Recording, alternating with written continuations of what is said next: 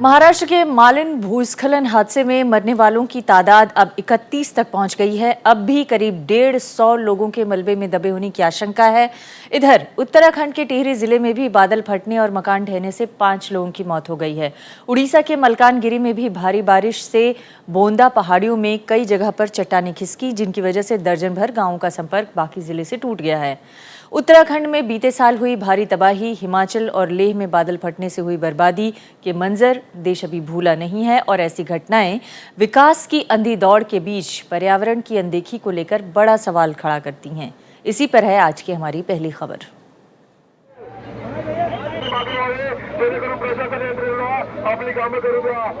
पुणे के मालिन गांव की ये तस्वीरें बता रही हैं कि हादसा कितना दर्दनाक रहा होगा। हादसे के लगभग 36 घंटे बाद चारों तरफ बिखरे मलबे में जीवन की तलाश है। मौत का आंकड़ा जहां तक भी पहुंचे, मगर पहाड़ों में इस कुदरती आफत का दोष किसका है? ये बड़ा सवाल आज पूरी मानव जाति के सामने है।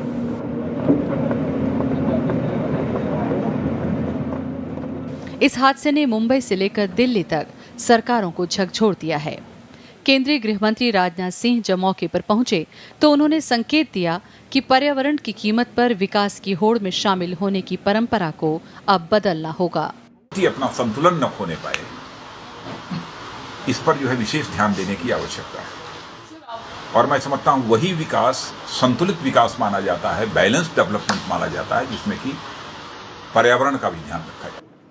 बुधवार के दिन पुणे के मालिन गांव में भारी बारिश के चलते हुए भूस्खलन ने पूरे गांव को अपनी चपेट में ले लिया। करीब 44 मकान पूरी तरह जमींदोज हो गए और मलबे के नीचे 200 से ज्यादा लोग दब गए। राष्ट्रपति प्रणब मुखर्जी और प्रधानमंत्री नरेंद्र मोदी ने भी हादसे पर गहरा दुख जताया है।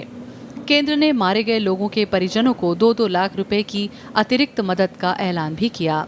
तक हम 9 टीम्स को वहां पे मोबिलाइज कर चुके हैं, जिसमें 2 टीम्स बॉम्बे में जो कि डिप्लॉयड की गई थी, उनको भी पुणे के लिए बुला लिया गया है। अभी तक 371 हमारे रिस्पॉन्डर साइट के ऊपर काम कर रहे हैं। सर्च एंड रेस्क्यू ऑपरेशन जारी है।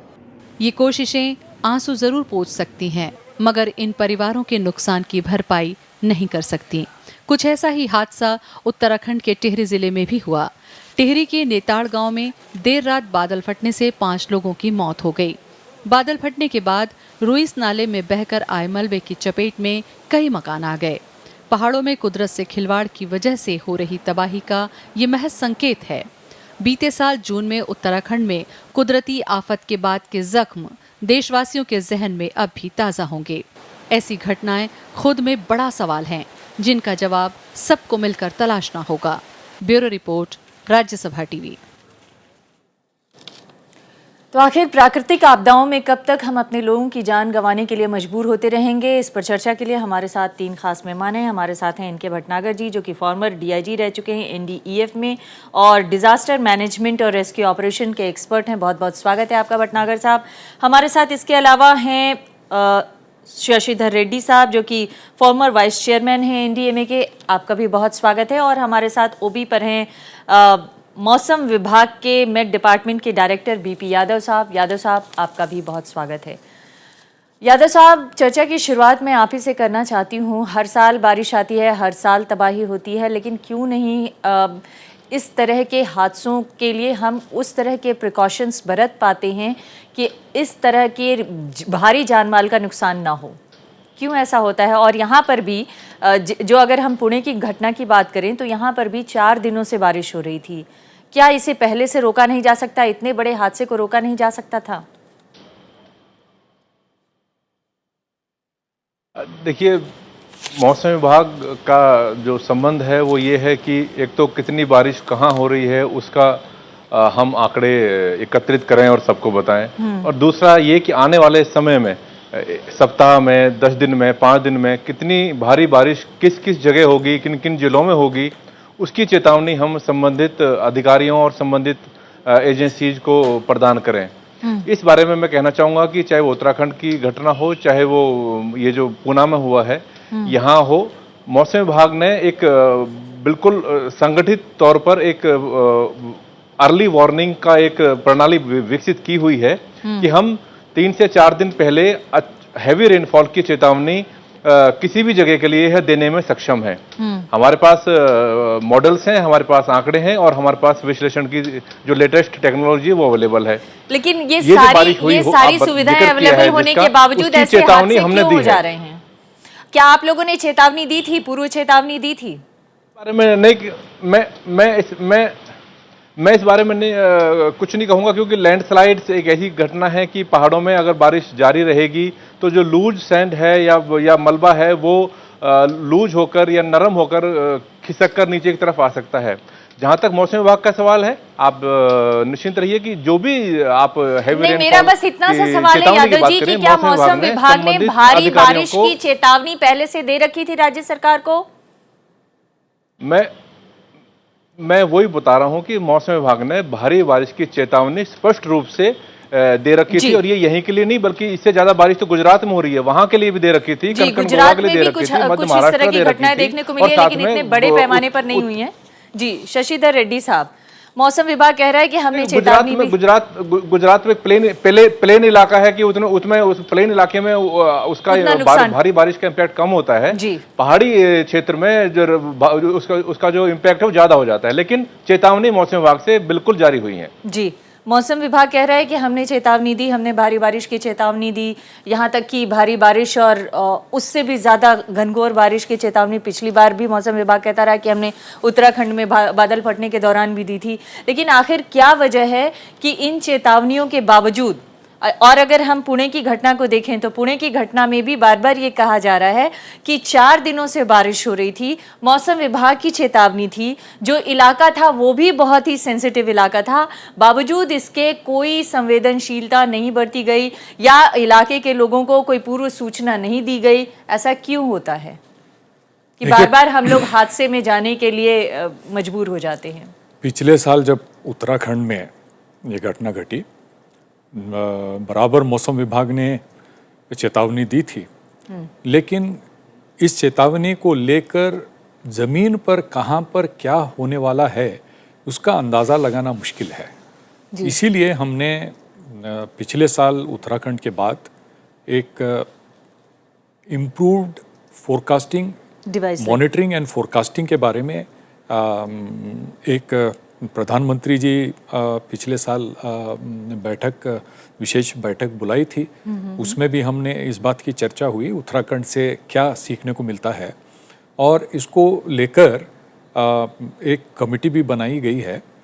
ये पहाड़ी इलाकों में जो बारिश होती है वहाँ पर वहाँ इसको कैसे एक्शनेबल बना सकें फोरकास्टिंग, जिससे लोगों को हम जिस तरह के तबाही मची इससे कैसे लोगों को बचा सकते हैं। जो प्राकृतिक आपदाएं हैं उसको तो हम रोक नहीं सकते, लेकिन जरूर लेकिन शशिधर रेड्डी साहब, दरअसल प्राकृतिक आपदाओं को रोक नहीं सकते ये एक अलग मसला है, लेकिन प्राकृतिक आपदाओं को हम बुलावा दे रहे हैं ये एक अलग मसला है। क्या आपकी एनडीएमए इस सब चीज़ों की स्टडी नहीं करती है कि दरअसल जिन इलाकों में इस तरह के मतलब गांव बस रहे हैं या रिहायशी इलाके बस रहे हैं, उन इलाकों पर भी नज़र रखने की ज़रूरत है और बार बार चेतावनी देने की भी ज़रूरत है कि अगर वहाँ पर रिहाइश है तो पहले से लोगों को चेतावनी दी जाए, उनके पुनर्वास की व्यवस्था की जाए। क्या इस तरह की कोई स्टडी नहीं होती है?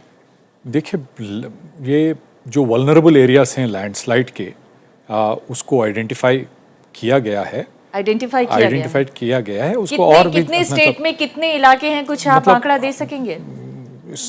अलग अलग लेवल्स की वल्नरेबिलिटी है सभी पहाड़ी इलाकों में। यहाँ तक कि मुंबई शहर में 2000 में वहाँ 60-70 लोग मरे लैंडस्लाइड की वजह से।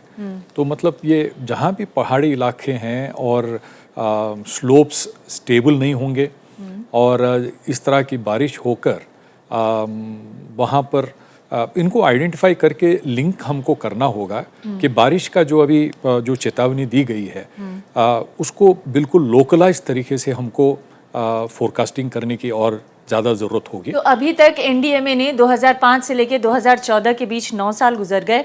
लोकलाइज्ड आइडेंटिफिकेशन, एरिया को आइडेंटिफाई करना, खास एरिया के लिए खास प्लान बनाना, ये सब कुछ नहीं कर पाया ये तो- है। ये आखिर सब- क्यों नहीं कर पा रहा है? नहीं, ये एनडीएमए ने गाइडलाइंस बनाई हैं जिसके बेसिस पर प्लान्स बन रहे हैं। अभी उत्तराखंड का भी देखिए, पहाड़ी इलाकों का हिमालयन मेट्रोलॉजी का एक प्रपोजल बना है, काम हो रहा है, ऐसा नहीं है कि नहीं है, मगर अभी मैं समझता हूँ कि ये संख्या बढ़ रही है पिछले कुछ दिनों में।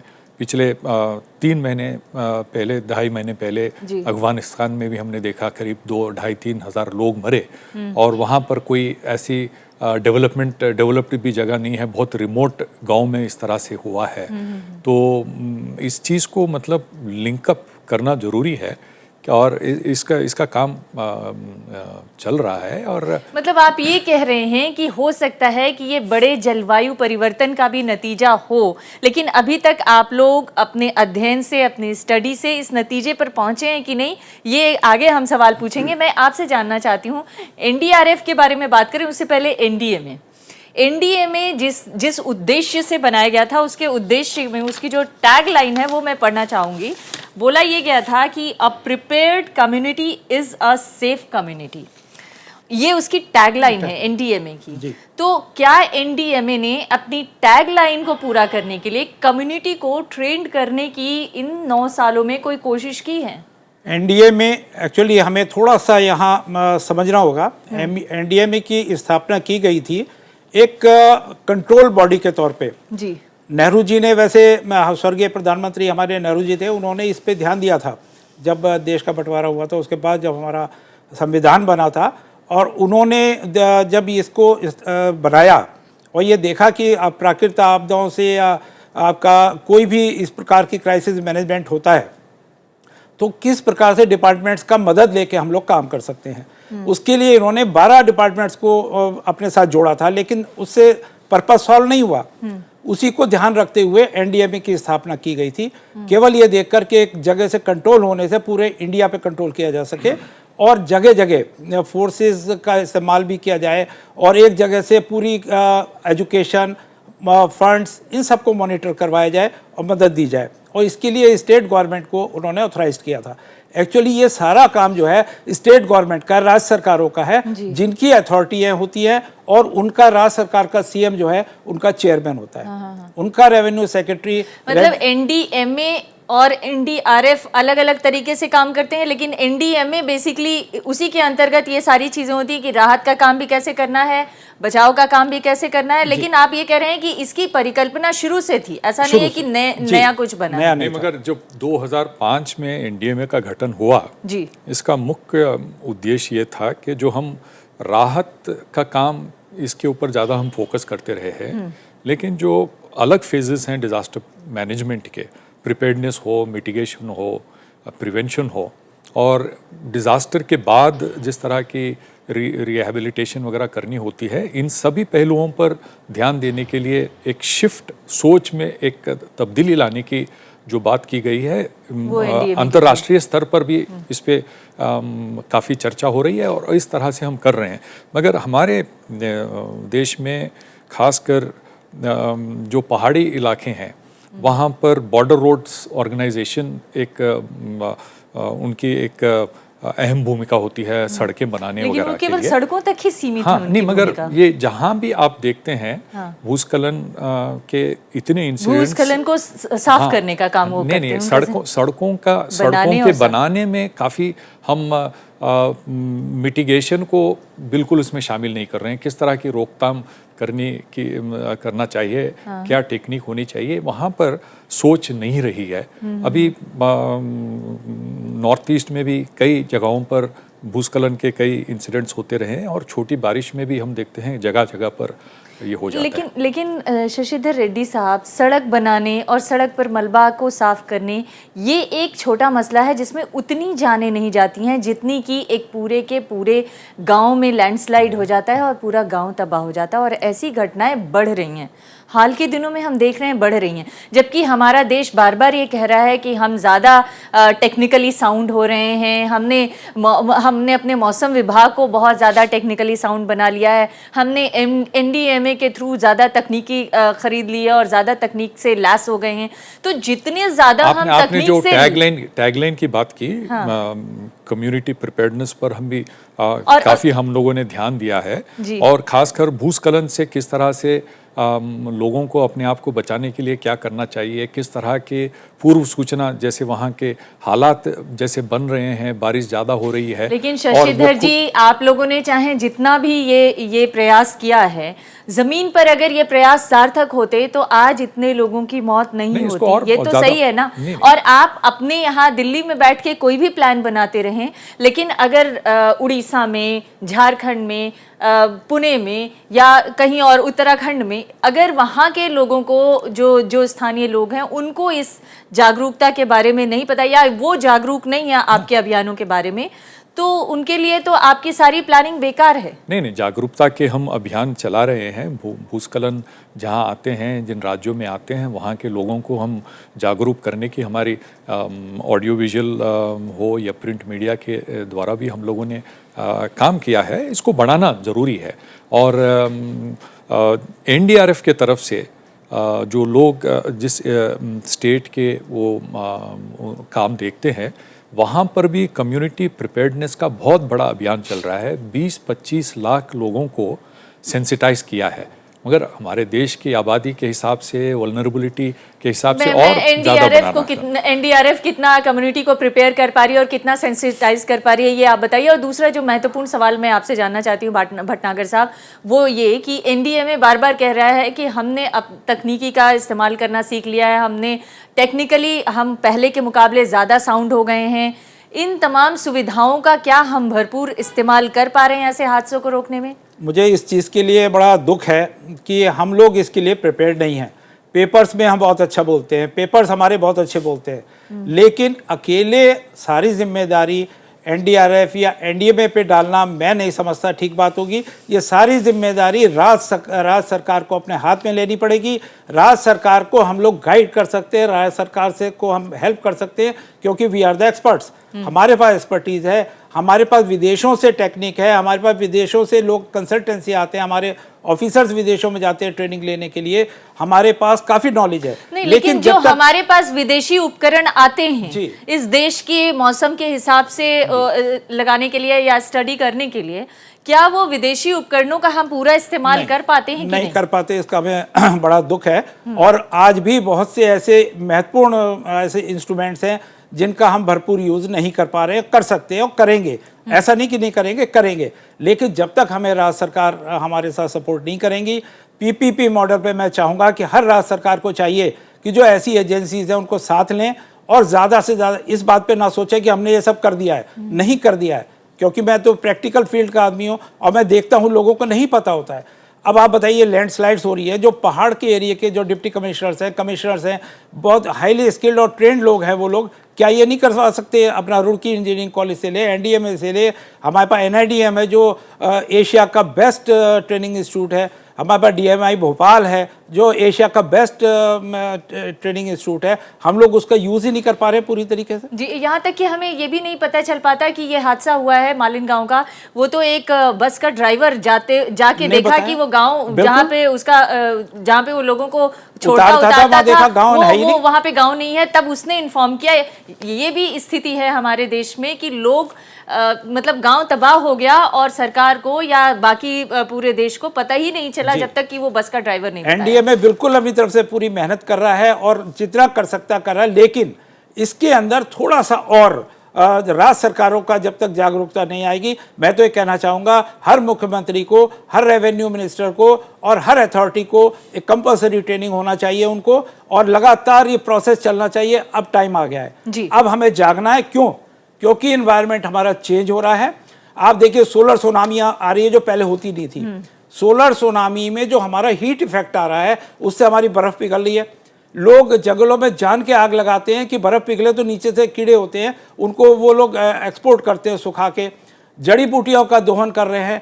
अननेसेसरी पहाड़ों के अंदर इलीगल माइनिंग हो रही है केवल चंद पैसों के लिए, और वो ये नहीं देख रहे हैं कि पहाड़ कच्चे हो रहे हैं और दनादन डैम बनाए जा रहे हैं। आप दोनों ने ये कहा कि एक तो हमारी लापरवाहियां भी हैं, लेकिन दूसरी तरफ ये भी है कि बड़े पैमाने पर जलवायु परिवर्तन भी हो रहा है और उससे भी नुकसान हो रहा है।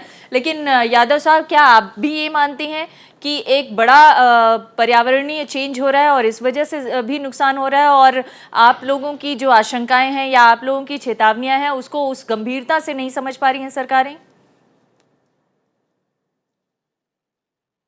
नहीं, मैं इसमें जहाँ तक चेतावनियों को गंभीरता से लेने का प्रश्न है, मैं इस बार उत्तराखंड का एग्जाम्पल देना चाहूँगा कि पिछले साल जो दुर्घटना हुई उससे सबक लेकर मौसम विभाग और राज्य सरकार ने बैठक की है और उसके साथ एक कार्य प्रणाली हमने डिसाइड की कि इस बार किस तरह का अनुमान और किस तरह की चेतावनी दी जाएगी।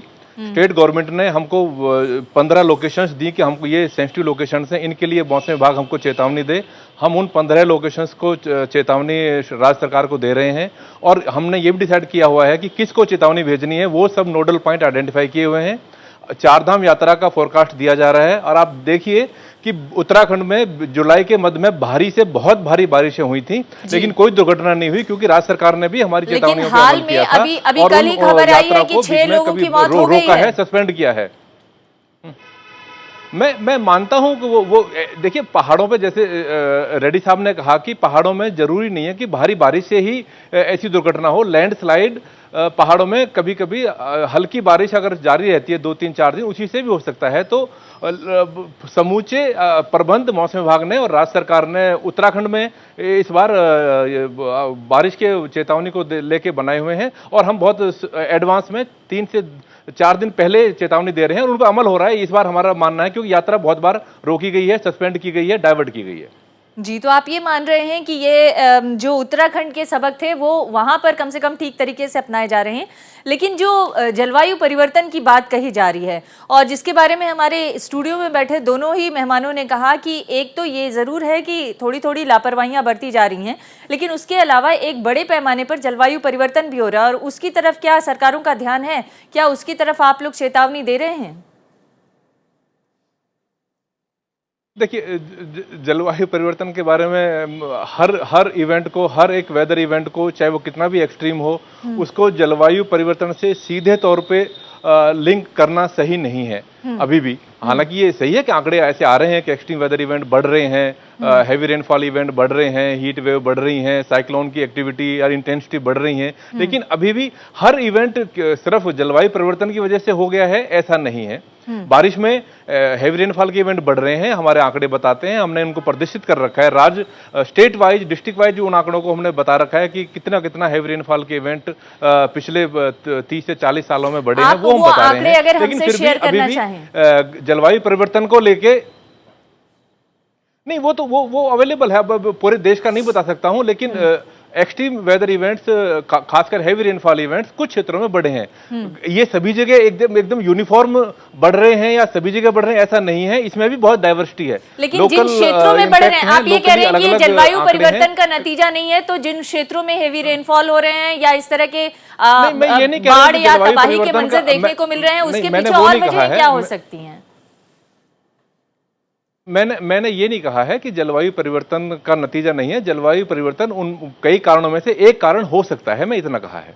एक चीज़ मैं यहाँ कहना चाहूँगा, अभी जो कार्यक्रम शुरू हो रहा था, गृह मंत्री जी ने कहा कि संतुलन को कायम रखना बहुत ज़रूरी है।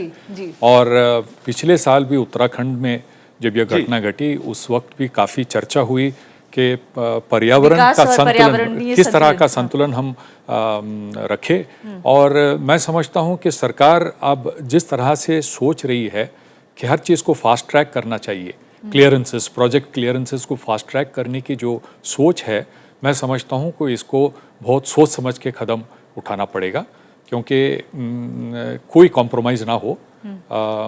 विकास और पर्यावरण का संतुलन, जैसे गृह मंत्री जी ने कहा, सरकार भी उसी तरह से काम करे, मैं चाहूँगा। बिल्कुल ठीक बोला रेड्डी साहब ने, और सभी हमारे साथी भी यही बोल रहे हैं। गृह मंत्री जी ने भी यही बात बोली है, पर्यावरण के ऊपर तो ध्यान देना ही है।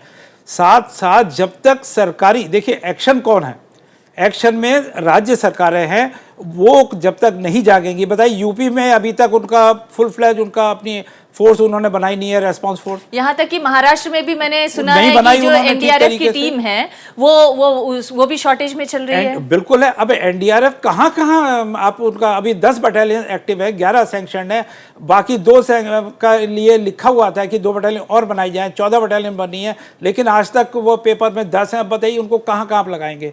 इसके अलावा एनडीआरएफ ऐसा नहीं होता है कि उड़ के एकदम विद इन सेकेंड्स पहुंच जाए, उसको भी जाने में, तैयार होने में, इंस्ट्रूमेंट लेने में वहाँ जाना होता है। फिर कई बार वेदर उनके अनुकूल नहीं मिलता जहाँ एयर ड्रॉपिंग करा सकें, उनको ट्रांसपोर्टिंग सिस्टम उनको ठीक नहीं मिल पाता है, तो वो खुद ही नहीं जब वहाँ पहुँच पाएंगे तो क्या रेस्क्यू करेंगे। इसके लिए बहुत ज़रूरी है राज्य सरकार के स्तर पर पीपीपी मॉडल पर बच्चे से बच्चे को ट्रेनिंग दी जाए, सारे इंस्ट्रूमेंट जो लोकलाइज भी बनाए जाएं। कोई ज़रूरी नहीं कि सारे विदेशी इंस्ट्रूमेंट खरीदे जाए जो हम लोग ऑपरेट ही नहीं कर पाए, और लोकल कुछ ऐसे इंस्ट्रूमेंट हैं जिन्हें बना सकते हैं आप, और उनको बनाते भी बहुत ईजी चीज़ें। अब जैसी बाढ़ है, आप खाली बोतलें फेंक देते, 3 बोतल खाली ढक्कन लगा के 3 आगे रख लीजिए, 3 पीछे, ऊपर का बटन लगा लो, हेलमेट लगा लो, डूब ही नहीं सकते आप। डूब के दिखा देना मुझे। भंवर से भी निकल जाते हैं लोग। अब बताओ, फ्री की चीज़ है, उनको यूज़ नहीं कर रहे हैं। पानी को फिल्टर करना, ये सब चीज़ें हर एक को पता होनी चाहिए। डिजास्टर आएंगे, कोई नहीं रोक पाएगा। हम बता रहे हैं, कितना भी आप तैयारी कर लीजिए, लेकिन कम से कम जागरूकता होनी चाहिए। जागरूकता होने से जो है ये चीज़ें कम हो जाएंगी। अगर पहाड़ों पर हम लोगों को ट्रेनिंग दें, और वहां जाने वाले लोगों को एजुकेट करें, तो इसमें कम हो जाएगा। पता लग जाएगा भाई अब पहाड़ गिरने वाला है, अब लैंडस्लाइडिंग हो रही है। वहां लोगों को क्यों नहीं वो रोकते हैं जो इलीगल माइनिंग हो रही है, नीचे खदानों से वो निकाले जा रहे हैं, और वहां से क्या हो रहा है कि जब कभी ऐसा जरा सी प्रेशर लगता है या हल्का भी पहाड़ पे जग मतलब लगता है, विकास की बलि चढ़ रहा है ये, बिल्कुल चढ़ रहा है इंसान। रिस्पॉन्स फोर्स की जो बात अभी कह रहे थे, उसके साथ में ये कहना चाहूँगा कि जो डिज़ास्टर मैनेजमेंट एक्ट हैं उसमें सिर्फ नेशनल डिज़ास्टर रिस्पॉन्स फोर्स की बात है, लेकिन एनडीएमए ने एक प्रयास किया है सारे राज्यों से कहने के लिए कि वो स्टेट डिज़ास्टर रिस्पॉन्स फोर्स बनाएं, और कई राज्य आगे आए हैं और अपने खुद के स्टेट डिज़ास्टर रिस्पॉन्स फोर्स बना रहे हैं, और ये अच्छा कदम है, और ये सिर्फ एनडीएमए के प्रयास से ये बन रहा है। लेकिन अभी भी बहुत सुस्त रफ्तार है शशिधर जी, बहुत सुस्त रफ्तार बिल्कुल है। आप ठीक कर रहे हैं। अगर ये इतना सक्रिय होता तो इतने बड़े हादसे देखने को नहीं मिलते। और एक और सवाल मैं जरूर जानना चाहूंगी, महाराष्ट्र में जो इलाका अभी हादसाग्रस्त हुआ है, दुर्घटनाग्रस्त हुआ है, वो आदिवासी इलाका है। वहां पर जब सूचना पहुंचने में इतनी मुश्किल हो रही है, तो आप समझ सकते हैं कि वहां पर बाकी तो कोई संपर्क होगा ही नहीं, लेकिन ऐसे और भी इलाके हैं जहां पर आदिवासी पहाड़ों में रह रहे हैं, और हो सकता है आने वाले दिनों में फिर से भारी बारिश हो और फिर से ऐसे हादसे दोहराने के लिए मतलब देखने के लिए हम मजबूर हों। तो उस महाराष्ट्र सरकार को आपकी तरफ से क्या सुझाव होगा? मैं महाराष्ट्र सरकार और सारे राज्यों से ये कहना चाहूँगा कि अपने डिज़ास्टर मैनेजमेंट प्लान जो बनते हैं, जो जिला स्तर पर बनते हैं, उसमें इन सब बातों का ध्यान रखें कि कौन से एरियाज वल्नरेबल हैं लैंडस्लाइड की वजह से, और बराबर तालमेल रखे मौसम विभाग से। और लोगों को अब इतनी बड़ी हादसा जो ये घटना घटी है, कम्युनिकेशन पूरी तरह से व्यस्त हो गया, और इस वजह से कुछ इतला नहीं मिल सकी लोगों को। तो ये तो मतलब बियॉन्ड कंट्रोल रहा, मगर ज़रूर। और दूसरी बात यह है कि ये रात का समय था। हम लोगों को ये जागरूकता अभियान जो चलाते हैं, हम लोगों को बताने की कोशिश करते हैं कि जब ऊपर से बारिश होती है तो वो नालियों में से पानी अगर बहना रुक गया, अंदर कहीं रुक गया, तो मतलब कुछ डेंजर है। बिल्कुल। तो इस ऐसे बातें हम बताते हैं, इसको और ज़्यादा इस अभियान को ज़्यादा बढ़ाना होगा, और ख़ासकर जिस तरह के भूस्खलन के संगठन हम देख रहे हैं पूरे देश के अंदर, इसके ऊपर विशेष ध्यान सरकार को देना होगा। मैं रेड्डी साहब से इत्फाक थोड़ा सा मैं डिफर हूँ, इसमें राज्य सरकार की ही जिम्मेदारी है, राज्य सरकार एनडीएमए को, कि केवल एक गाइडलाइन दे सकती है, फंड दे सकती है, आपको प्रोवाइड करा सकती है इंस्ट्रूमेंट्स वगैरह और हेल्प कर सकती है, लेकिन जब तक राज्य सरकार नहीं जागेगी ये काम नहीं रोक सकते। नहीं, लेकिन क्या आपको नहीं लगता है कि एनडीए में भी उस तरह के एक्सपर्ट रखने की जरूरत है जो ज्यादा जोर से अपनी बातों को लोगों तक पहुंचा सके और राज्य सरकारों को भी इन्फॉर्म कर सकें? अभी भी एनडीएमए के वाइस चेयरमैन आप रह चुके हैं, लेकिन वाइस चेयरमैन की पोस्ट खाली है जी। मैंने आज उसकी वेबसाइट देखी, उसमें वाइस चेयरमैन की पोस्ट नहीं है। सभी पोस्ट खाली है। अभी जो खाली हैं पोस्टें, अभी ये बेस्ट टाइम है, अभी गवर्नमेंट को जागना चाहिए, केवल एक्सपर्ट्स को रखना चाहिए, एज फैक्टर का ध्यान रखना चाहिए। पहली बार एनडीएमए का गठन हुआ था जी मार्च 2005 में। उस वक्त के जो गृह मंत्री थे शिवराज पाटिल साहब ने एक्ट को, मतलब बिल को पार्लियामेंट में प्रवेश करते हुए उन्होंने कहा कि एक बहुत ही इम्पोर्टेंट ऑर्गेनाइजेशन है, हम इसके एनैक्टमेंट तक नहीं रुकेंगे, ये एक्ट बनने तक देर हो सकती है, पार्लियामेंट में इसमें काफ़ी चर्चा होगी और इसीलिए हम एग्जीक्यूटिव ऑर्डर से हम इस ऑर्गेनाइजेशन को बनाएंगे और नेशनल लेवल पर एक इस तरह के ऑर्गेनाइजेशन बनाने हमारे पास काफ़ी दिन से इसकी ज़रूरत महसूस की गई है। विश्व भर में भी सभी देशों में इस तरह के ऑर्गेनाइजेशंस हैं। मैं चाहता हूं कि मतलब सरकार जल्द से जल्द इस पे आगे बढ़े। बहुत बहुत शुक्रिया हमारे इस चर्चा में शामिल होने के लिए। उम्मीद है कि आप लोगों के सुझाव पर सरकार जरूर ध्यान देगी और कम से कम ऐसे हादसों को रोकने में इससे मदद मिल सकेगी। इसी के साथ इस पहली खबर में इतना ही।